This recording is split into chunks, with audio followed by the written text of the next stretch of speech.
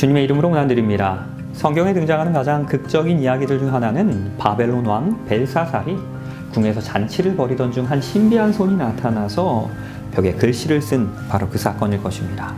그 누구도 이 벽에 쓰인 글자의 의미를 이해하지 못했습니다. 이때 왕은 선지자 다니엘을 부르게 됩니다. 그리고 다니엘은 들어와서 이렇게 이야기합니다. 하나님이 이미 왕의 나라의 시대를 세워서 그것을 끝나게 하셨다는 것입니다. 그리고 그 왕을 저울에 달아보니 부족함이 보였다는 것입니다. 그날 밤에 갈대아 왕 벨사살이 죽임을 당합니다. 그리고 메대 사람 다리오가 나라를 얻게 됩니다. 그때 다리오는 62세였습니다. 그날 저녁 세상에서 가장 강력한 고대 왕국인 그 바벨론이 멸망당한 것입니다. 성경은 이 바벨론이 다시 한번 멸망당할 것이다 라고 예언하고 있습니다. 미래에 바벨론이 멸망당한다는 그 예언, 우리가 어떻게 이해할 수 있겠습니까? 다니엘서 4장 30절입니다. 나 왕이 말하여 이르되 이 큰 바벨론은 내가 능력과 권세로 건설하여 나의 도성으로 삼았고 이것으로 내 위엄의 영광을 나타낸 것이 아니냐 하였더니, 고대 바벨론은 세계를 이끌었던 왕국이었습니다. 바벨론은 매우 광활한 영토와 막대한 부를 소유했습니다. 전 세계에서 가장 강력한 영향력을 가진 종교의 중심지였습니다. 바벨론의 종교는 우상 숭배와 조상 숭배 그리고 태양신 숭배로 구성되었습니다. 이 바벨론의 기원은 어디에서부터 비롯되었습니까? 그러므로 그 이름을 바벨이라 하니 이는 여호와께서 거기서 온 땅의 언어를 혼잡하게 하셨습니다. 이 바벨이라는 명칭은 혼돈을 뜻하는 바벨이라는 단어에서부터 유래되었습니다. 이것은 바벨론의 혼잡한 이교도의 가르침을 잘 묘사하고 있는 것입니다. 열국의 왕이요 갈대아 사람의 자랑하는 놀이개가 된 바벨론이 하나님께 멸망당한 소돔과 고모라와 같이 될 것입니다. 바벨론의 큰 악행으로 인하여 하나님께서는 그 고대 바벨론이 언젠가 멸망당할 것이다 라고 말씀하셨습니다. 바벨론은 여호와의 손에 잡혀 있어 온 세계가 취하게 하는 금잔입니다. 못 민족이 그 포도주를 마심으로 미치게 됩니다. 바벨론은 악한 것과 거짓된 것을 가르침으로 다른 나라들을 혼란하게 만들었던 것입니다. 바벨론이 갑자기 넘어져 파멸하게 됩니다. 그리고 이로 말미암아 울 것입니다. 하나님의 축복을 끊임없이 거절하고 하나님께 순종하기를 원치 않았던 그 바벨론은 결국 파멸당했습니다. 한때 가장 부강하고 화려했던 나라였지만 멸망당한 것입니다. 우리는 바벨론이 왜 멸망당했는지, 그 바벨론이 멸망당하던 그날 밤에 어떠한 일들이 있었는지를 주목해야 할 필요가 있습니다. 벨사살 왕이 그의 귀족 1000명을 위하여 큰 잔치를 베풀었습니다. 그 1000명 앞에서 술을 마십니다. 그리고 벨사살이 술을 마실 때 명합니다. 그래서 그의 부친 느부갓네살이 예루살렘 성전에서 탈취하여 온 금, 은 그릇을 가져오라고 명한 것입니다. 이는 왕과 귀족들과 왕후들과 후궁들이 다 그것으로 함께 술을 마시려고 한 것이었습니다. 이제 메데 페르시아 군대가 바벨론 성을 포위하고 공격을 준비하고 있었습니다. 이때 바벨론 왕은 예루살렘에 있었던 그 하나님의 전에서 약탈해온 그 거룩한 기명에 부정한 술을 부어 마시며 성대한 파티를 벌이고 있었습니다. 바벨론이라는 이름의 뜻처럼 그곳에서는 거룩과 부정이 절묘하게 혼합됩니다. 그 이교 왕은 하나님께 경배하기 위하여 만들어진 그 거룩한 기명으로 거짓 신들을 예배하며 숭배합니다. 하늘의 하나님을 모독하는 것입니다. 그 결과는 다음과 같았습니다. 그날 밤에 갈대아 왕 벨사살이 죽임을 당합니다. 메대 사람 다리오가 나라를 얻은 것입니다.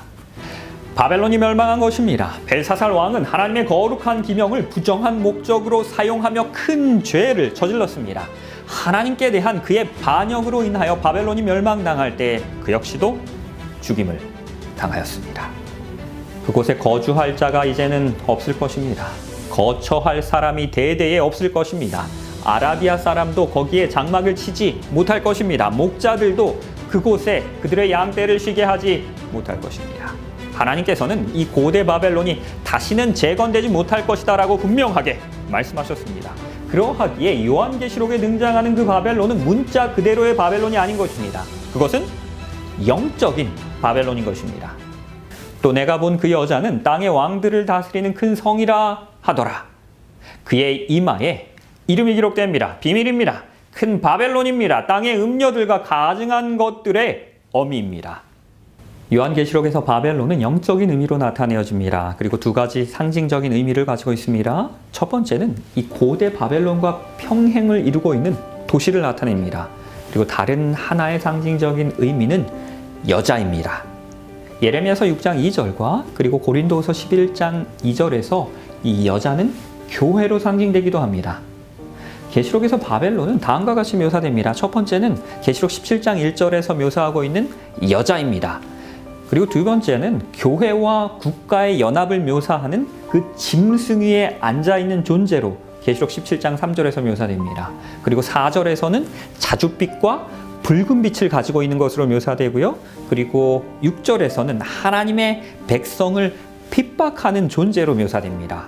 그리고 계시록 17장 9절에서는 그 7산 위에 있는 그 도시에 위치하여 있다라고 묘사합니다. 이 모든 특징들은 로마 캐톨릭 교회가 이 요한계시록에서 묘사하고 있는 그 영적인 바벨론임을 가리키고 있습니다. 그의 이마에 이름이 기록되었으니 비밀입니다. 큰 바벨론입니다. 땅의 음녀들과 가증한 것들의 어미입니다. 여기서 어미, 곧 여자가 교회를 나타내는 것처럼 그 딸들 역시도 교회를 상징하는 것입니다. 교회의 어미인 바벨론은 고대 바벨론이 잘못된 가르침으로 세상을 혼란스럽게 했던 것처럼 오늘날 세상을 혼잡스럽게 할 것입니다. 이 딸들은 그 어미 교회의 주요한 가르침들을 따르고 있는 교회들입니다. 그들은 성경의 기초를 두지 않은 교회의 유전과 전통에만 기초한 그 어미의 가르침을 진리라고 이야기할 것입니다. 그렇기에 이 어미 교회의 오류를 가르치는 교회들은 성경에서 이야기하는 그 영적 바벨론의 일부가 되는 것입니다. 현대 바벨론은 세상에 강력한 영향력을 실제로 미치고 있습니다. 그 음행의 진노의 포도주로 말미암아 만국이 무너지게 됩니다. 그리고 땅의 왕들이 그와 더불어 음행합니다. 땅의 상인들도 그의 사치의 세력으로 치부하였습니다. 여기서 무너졌다는 표현은 영어 성경에 취하였다라는 번역으로 표현되어 있습니다. 포도주가 취하게 하여 혼란스럽게 하는 것처럼 이 바벨론의 가르침은 세상을 술 취한 것처럼 혼란스럽게 만들어버리는 것입니다. 바벨론의 영향력으로 인해서 오늘날 세상의 많은 사람들은 성경의 분명한 가르침을 거절합니다. 그 대신 이 바벨론의 거룩과 부정, 진리와 오류가 혼합된 그 영적인 포도주를, 그 영적인 교리를, 잘못된 교리를, 잘못된 성경의 가르침을 받아들이고 있는 것입니다. 몇 가지 예를 들어드리도록 하겠습니다. 첫 번째는 바벨론의 영혼 불멸설입니다. 바벨론 사람들은 사람의 육체가 죽게 되면 또 다른 형태로, 영혼으로 여전히 살아서 존재하게 된다라고 믿었습니다. 이러한 사상은 현대 강신술의 모체가 되었습니다. 그리고 오늘날 많은 그리스도인들이 믿고 있는 사후세계에 대한 그 믿음의 기초가 되었습니다. 그가 또 나를 데리고 여호와의 전으로 들어가는 북문에 이르시기를 보니 거기에 여인들이 앉아 있습니다. 담무스를 위하여 애곡합니다. 담무스는 바벨론 사람들이 섬기던 신이었습니다. 그들은 곡식과 초목의 신 이 담무스가 매년 죽는다라고 믿었지만 이와 동시에 여전히 다른 존재로 살아있다라고 믿었기 때문에 이를 위하여 애곡한 것입니다. 바벨론 사람들은 영혼의 불멸을 믿었습니다. 그러나 성경은 죽음에 대하여 다음과 같이 가르칩니다. 산 자들은 죽을 줄을 알되 죽은 자들은 아무것도 모릅니다. 그들은 다시는 상을 받지 못하는 것은 그들의 이름이 이제는 잊어버린 바 되기 때문입니다. 죽은 자들은 여호와를 찬양할 수도 없는 것입니다. 적막한 데로 내려가는 자들은 아무도 찬양하며 하나님을 예배하지 못하는 것입니다. 보라, 내가 너희에게 비밀을 말합니다. 우리가 다 잠잘 것이 아니요 마지막 나팔의 순식간에 호련히 다 변화될 것입니다. 성경이 증언하는 죽음은 이 세상의 삶이 마친 후에 예수 그리스도의 재림의 때에 있을 그 부활이 있기까지 무의식 가운데 잠을 자는 것입니다. 죽음의 긴 잠을 자는 것입니다. 사람이 죽지 않는 이 불멸의 영혼을 가지고 있다는 가르침은 사실 성경에서 비롯된 가르침은 아닙니다. 영혼이 불멸한다는 사상은 죽은 자들을 숭배하였던 그 바벨론 사람들에게 아주 큰 인기를 얻었던 사상이었습니다. 죽음 후에도 여전히 의식을 가지고 있거나 계속해서 살고 있다라는 그 영혼 불멸설을 가르치는 것은 이 바벨론의 거짓 가르침을 따르는 것입니다. 이러한 영적 바벨론의 가르침은 현대 기독교 안에서도 많은 인기를 얻고 있는 것이 현실입니다. 교회 안에 들어온 바벨론의 또 다른 가르침이 있습니다. 그가 또 나를 데리고 여호와의 성전 안뜰에 들어가십니다. 보라, 여호와의 성전 문 곧 현관과 제단 사이에 약 25명이 여호와의 성전을 등집니다. 그리고 낯을 동쪽으로 향하여 동쪽 태양에게 예배하는 것입니다. 하나님의 성전에서 태양에게 예배하고 있는 것입니다. 이 태양 숭배는 고대 바벨론에서 성행합니다. 이는 고대의 성도들의 신앙과 예배를 타락시켰습니다. 또한 현대 그리스도인들에게도 잘못된 예배를 드리도록 아주 큰 영향을 미치고 있습니다. 많은 그리스도인들이 태양의 날인 그 일요일에 썬데이에 성경의 안식일을 대신하여 예배드리고 있는 것입니다. 많은 이들이 그 예배의 기원을 알지 못한 가운데 하나님의 계명을 지키지 않고 비성서적인 예배를 드리고 있는 것입니다. 하나님께서는 예배에 대하여 십계명에서 우리에게 분명하게 명하셨습니다. 안식일을 기억하여 거룩히 지키라. 엿새 동안은 힘써 내 모든 일을 행할 것이나 일곱째 날은 내 하나님 여호와의 안식일입니다. 또 내가 그들을 거룩하게 하는 여호와인 줄 알게 하려고 내가 안식일을 주어 그들과 나 사이에 표징을 삼았습니다. 하나님은 인류에게 제7일 안식일을 창조와 또한 재창조의 기념비로 주셨습니다. 우리의 믿음의 선조들도 모두 안식일을 지켰습니다. 예수님도 그리고 제자들도 모두 안식일을 지켰습니다. 신약시대의 초대교회 성도들 역시도 이 안식일을 지켰습니다. 예수님께서는 이 안식일은 사람을 위하여 있는 것이다 라고 우리에게 말씀하셨습니다. 안식일은 하나님을 사랑하고 그분께 순종하는 자들에게 주어진 선물인 것입니다. 반대로 이교도에서 유래되어 기독교에서 확립되게 된 이 일요일 예배는 바벨론의 거짓 가르침으로부터 비롯되어진 것입니다. 이는 영적 바벨론의 영향으로 말미암아 현대 기독교에서 더 큰 인기를 얻고 있습니다. 고대 바벨론 시대를 살던 믿음의 백성들에게 하나님께서는 분명한 기별을 주셨습니다. 바벨론 가운데서 도망하여 나와서 각기 생명을 구원하여 그의 죄악으로 말미암아 끊어짐을 보지 말지어다. 바벨론의 임박한 멸망을 아시는 그 하나님께서는 그분의 백성들을 그 멸망하는 바벨론으로부터 불러내신 것입니다. 그렇다면 현대의 영적 바벨론 시대를 살아가고 있는 이 하나님의 신실한 백성들을 향한 성경의 기별은 무엇입니까?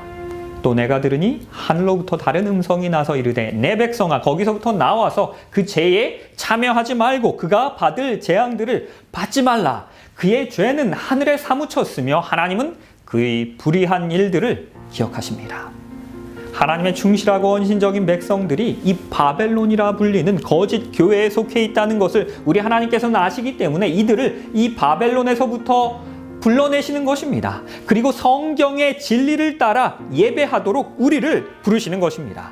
하나님께서는 진리 대신 거짓을 가르치는 교회에 남아있는 것이 영적으로 위험하다는 것을 우리에게 경고하십니다. 예수님은 베드로에게 말씀하셨습니다. 남의 의견과 비난이 내게 무슨 상관이냐? 너는 나를 따르라는 것입니다. 남들이 어떻게 믿고 예배하는 것이 중요한 것이 아닙니다. 하나님을 올바로 따르는 것이 가장 중요한 것입니다.